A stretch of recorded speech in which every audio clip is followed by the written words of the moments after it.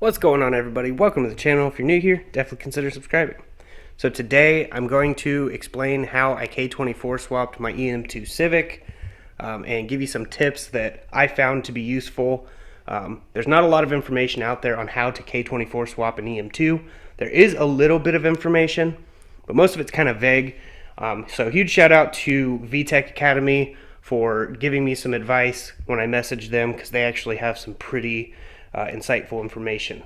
So this is a K24 A8 out of a 2007 Honda Accord sedan, and this I found at the local junkyard with linkages, shifter, engine, transmission, basically everything, for $530, I believe it was, after tax, and it had less than 100,000 miles on it when we put it in. Now, the only reason this car was even out at the junkyard was because this transmission had a fried clutch. So we went ahead and put a 10-pound flywheel in and a stage 3 racing clutch from XTD, and it's held up great. It's a really good clutch for this. Now, I don't know how it does with high horsepower, but I know for a fact I've used it in the past with no issues on lower horsepower vehicle setups like this one. In order to get the K24 swapped in, we had to get an RSX subframe, which they didn't have any out at the local salvage yards. So I ordered mine off of eBay for about 300 bucks. We got it and it was super rusted. So my brother was out there pretty much all day with a wire wheel, getting all the rust that he could off of it. Then we went ahead and sprayed it with a brown primer, which is actually a rust preventative primer from Rust-Oleum. Then truck bed coated it black to keep the rust away. We ended up getting the Hassport mount kit from eBay for about $538, which we need to get the ESK4 kit. We ended up ordering the ESK3 kit, which ended up being the wrong one, but we sent it back and got the ESK4 kit, which the ESK4 kit is the one you need for the K24 engine and transmission. So make sure to get the correct one. If you have a K20 transmission, you will need the ESK3 kit. So now that we've got that out of the way, we went ahead and installed the Powersteering pulley bypass, which there will be a link in the description for that as well. So that way we could run the Powersteering bypass, which is adjustable. So if we wanted to have AC as well, we could have that as well. But you can just get an EP3 Powersteering bypass and it works fine. Or you can put Powersteering on it. It's up to you. We didn't go that route because this car is light enough to turn without Powersteering. So what I did was I basically went ahead and just looped the lines. We used the factory lines, cut them, and then ran a hose with hose clamps between. And that's basically how you loop the Powersteering. Now that we've got the Powersteering bypass pulley and belt on, and the Hassport ESK4 kit, mounts, and the subframe, we're basically ready to install the engine into the car. So it basically just took me, my brother, and our friend Jeremy, aka Mexican Jesse, and we lowered it in carefully so we didn't scratch the bay up. And it was actually a pretty snug little fit. So an important thing to make a note of on the Hassport mount area, we actually had to use the CRV upper mount bracket onto the K24 A8 because the Accord Element and RSX ones do not fit. I tried all of them and they don't. So the CRV one out of the 2003 to 2005, I believe, K24 CRV bolts perfectly. So that's the one you need to go with. Now, we got it all bolted up, and the next issue was that we needed an exhaust on it.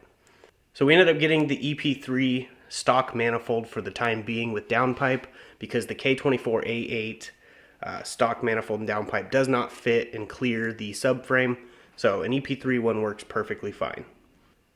We went ahead and installed the shifter linkages and cables, which the Accord shifter does line up with at least 2 of the bolt holes on the factory EM2. Now the other 2 we just basically used self-tapping screws and washers and drilled it into the frame, and it was good to go. Alright, after you get the shifter linkages installed, we're going to worry about the clutch slave cylinder line, which this is the line that came factory on this engine.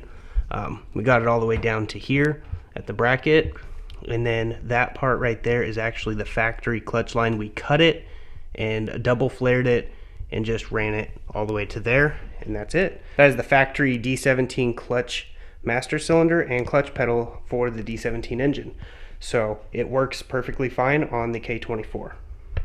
If you're wondering what throttle cable I'm using on this throttle body, it is the factory throttle cable that came on this engine.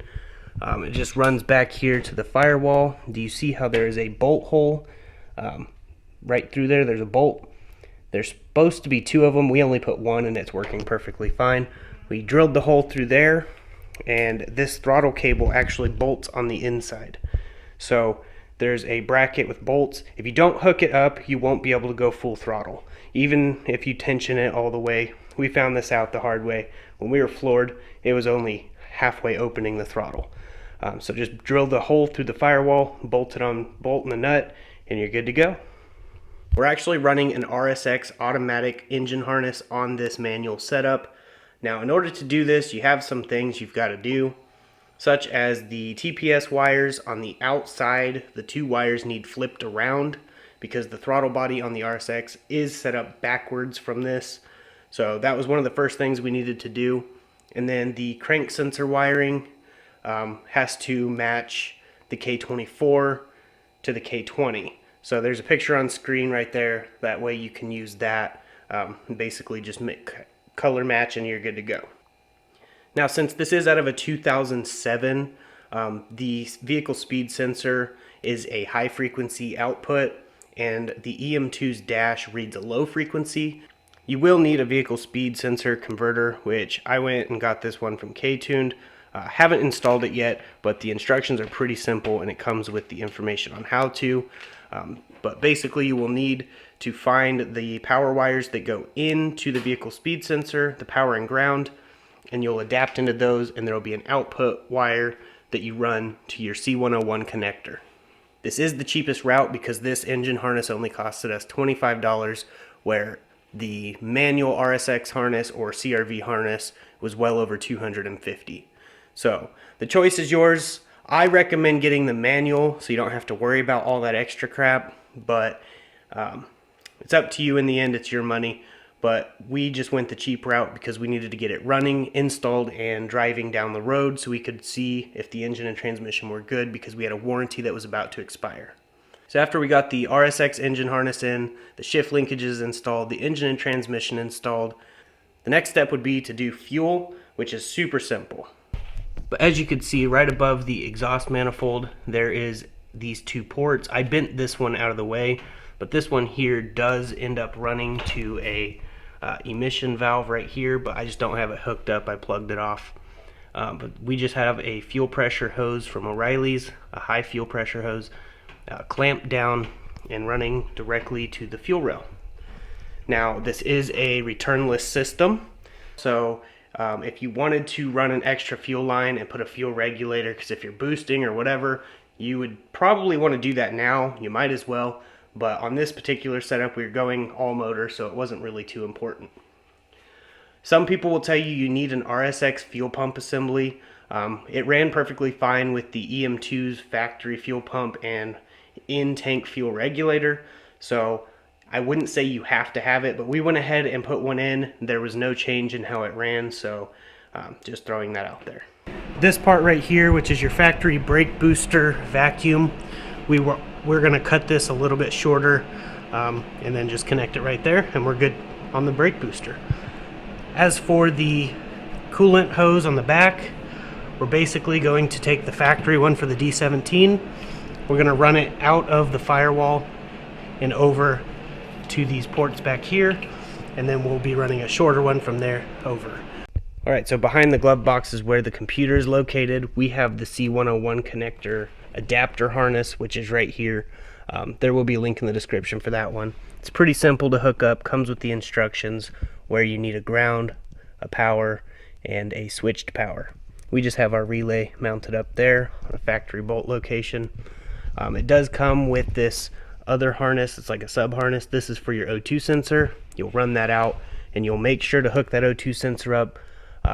If you don't have exhaust on it right away, it's fine. You can drive it without the O2 sensor. It will run without it. It just doesn't run as good as it could. So make sure to get all that stuff connected, and you should be good to go. Now, as for the wiring, you do need the K-tuned Immobilizer installed, which does come with the instructions in the description. It's pretty self-explanatory. Even if you're not good at wiring, you should be able to figure this out because it comes with the pinout information and everything. I didn't get video of me installing that, but it was just a super simple process, so definitely Google search if you have to. As for the computer in the car, we just used a automatic CRV computer, which I highly recommend. If you're going to do that, don't. We bought our ECU for $25. It's the only reason we did it, just to cut costs.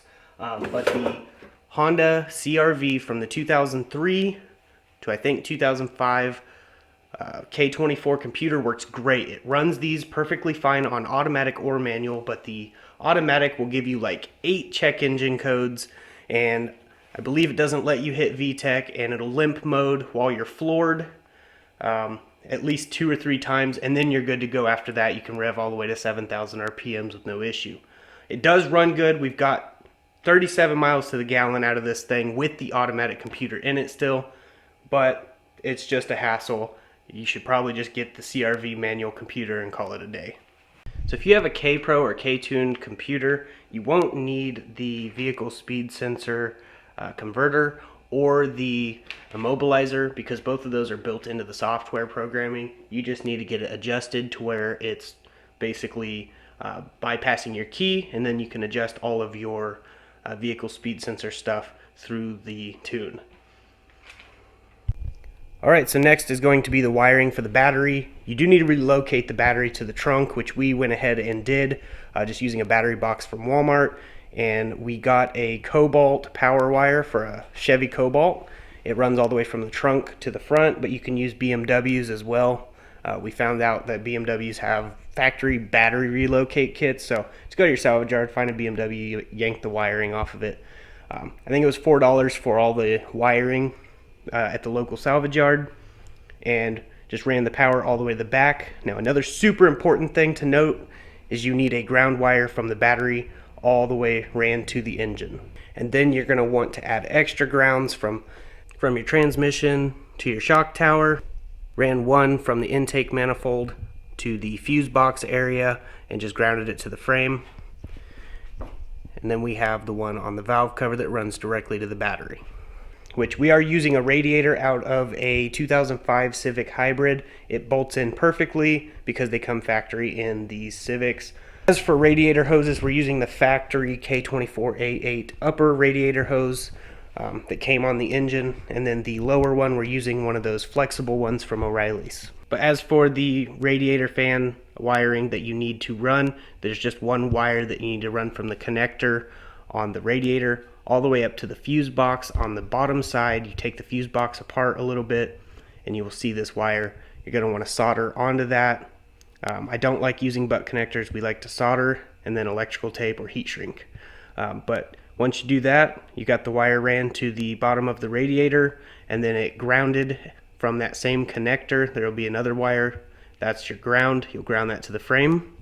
Then when you turn the key on, you should have coolant flow through there once it gets hot, and it should turn your fans on. We have had no issues running it just like that on this car.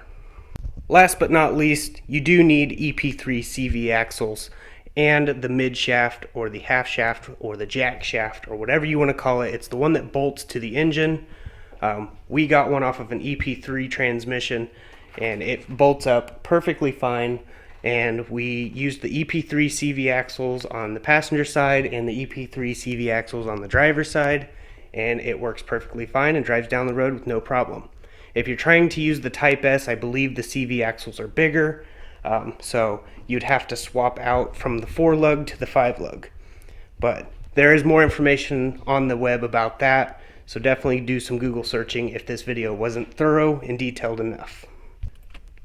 Now, after all of that's done, you've got everything put together. You make sure you have fluids in it, oil, everything's topped off.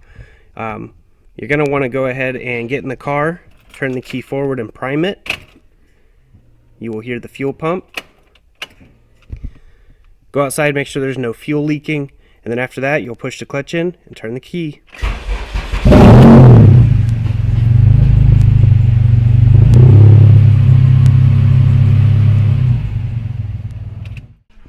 If you guys want to run AC and power steering in here, you can go to an EP3 and pull all this stuff, and it bolts directly up to this. So that is an option you can do. But I tried to make this video as thorough and detailed as I possibly could, because a lot of people were complaining that my others were not detailed, even though there's no information really out there. So I hope you guys enjoyed the video and learned a thing or two on how to K24 swap your EM2 Civic. It's been working great, well over 2,000 miles on it with no issues other than the check engine codes from the automatic computer. But that's just because we are cheaping out to save some money. So if you guys like this video, please hit the like button, share it in some groups, share it on Facebook, Twitter, wherever you share things, and let people know that there's a possibility you could K24 swap your EM2 for around $2,000, because I did it, so I know it's possible. But I hope you guys enjoyed the video. If you did, like, subscribe, share, and I'll see you guys in the next one. Till then, God bless, stay safe, stay awesome.